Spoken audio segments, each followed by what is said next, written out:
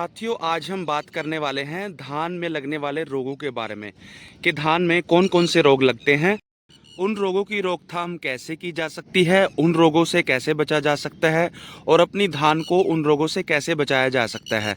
आज का विषय हमारा इसी टॉपिक पर रहेगा। तो पहला जो रोग होता है साथियों, वो होता है झुलसा रोग। झुलसा रोग जो है धान की रोपाई के 15-20 दिन से लेके और अंत तक, जब तक धान की कटाई नहीं होती तब तक झुलसा रोग जो है वो अपना प्रकोप दिखा सकता है। लेकिन जो इसके शुरुआती लक्षण हैं वो धान की रोपाई के 20 दिनों के अंदर ही आ जाते हैं। इसके जो प्रमुख लक्षण होते हैं वो यही होते हैं दोस्तों कि इसकी जो पत्तियां होती हैं धान की पत्तियों में बैंगनी कलर के जो चटके लगने स्टार्ट हो जाते हैं, बैंगनी कलर के धब्बे लगने स्टार्ट हो जाते हैं।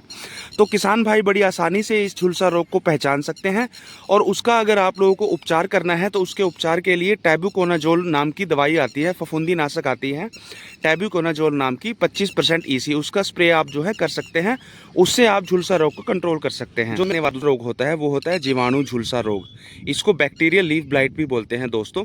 इसके जो प्रमुख लक्षण होते हैं वो धान की पत्तियों के ऊपर आते हैं दोस्तों। धान की जो पत्तियां होती हैं वो किनारों से पीली पड़नी स्टार्ट हो जाती है। धान की पत्तियों की जो साइड होती है, किनारे होते हैं, ये देखिए आप दोस्तों ध्यान से अगर आप देखेंगे तो इस पत्ती के अंदर आपको किनारों में पीलापन दिखाई दे रहा है। यही बैक्टीरियल लीफ ब्लाइट के जो है प्रमुख लक्षण होते हैं। धीरे धीरे करके ये सारा पत्ता जो है वो पीला होना हो जाता है, शुरू हो जाता है। और इसका अगर आपको इसके लक्षण का अगर आपको अच्छे से पता करना है तो रात भर आप इस पत्ती को पानी के अंदर छोड़ देंगे तो पानी जो है वो दूधिया कलर का हो जाएगा। तो इसके बचाव के लिए साथियों आपको करना क्या है, 6 ग्राम स्ट्रेप्टो लेके उसमें 300 ग्राम कॉपर ऑक्सीक्लोराइड आप डाल देंगे और उसका स्प्रे जो है 200 लीटर पानी में मिला के आप उसका स्प्रे कर देंगे। तो उससे बैक्टीरियल लीफ ब्लाइट का जो है संपूर्ण रोकथाम हो जाती है। और साथियों तीसरा जो रोग होता है वो होता है धान का खैरा रोग। धान के खैरा रोग बहुत ही कॉमन है और तकरीबन पूरे भारत में पाया जाता है। धान की फसल में ये शुरुआती 20-25 दिनों के अंदर ही आ जाता है धान के अंदर। इसमें होता क्या है साथियों, जो धान की जो पत्तियां होती हैं, पत्तियों के ऊपर पीले रंग के चटके लगने स्टार्ट हो जाते हैं, जो धीरे धीरे करके जो है कत्थई रंग में, लाल रंग में बदल जाते हैं। और इसमें पौधे जो है वो बहुत ही बौने रह जाते हैं, छोटे रह जाते हैं। इसका असर धान की पैदावार पर भी पड़ता है और धान की जो पैदावार होती है दोस्तों वो 20 से 25% तक कम हो जाती है। इसको बड़ी आसानी से पहचाना जा सकता है। आप इसकी जड़ निकाल के देख सकते हैं पौधे की। अगर पौधे की जड़ में कत्थई रंग मिले या ब्राउन रंग मिले आपको तो आप समझ सकते हैं कि धान का जो है ये खैरा रोग आ चुका है।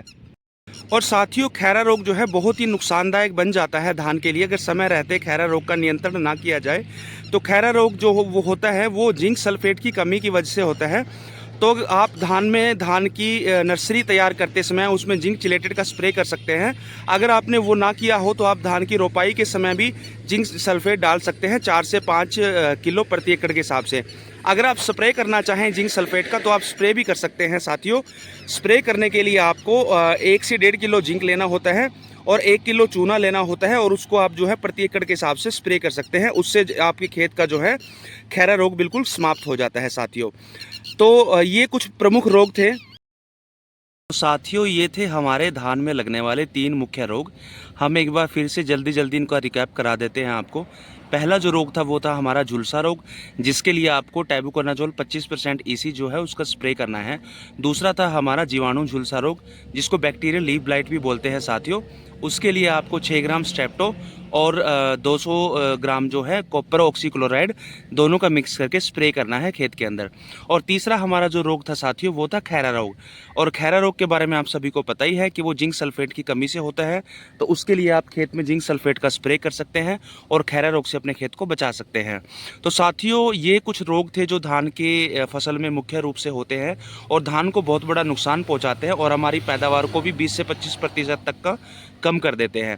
तो साथियों इन रोगों की समय पे आप रोकथाम करेंगे तो आप होने वाले धान में नुकसान से अपने खेत को बचा सकते हैं। आशा करता हूँ साथियों ये वीडियो आप लोगों को पसंद आई होगी। धन्यवाद साथियों।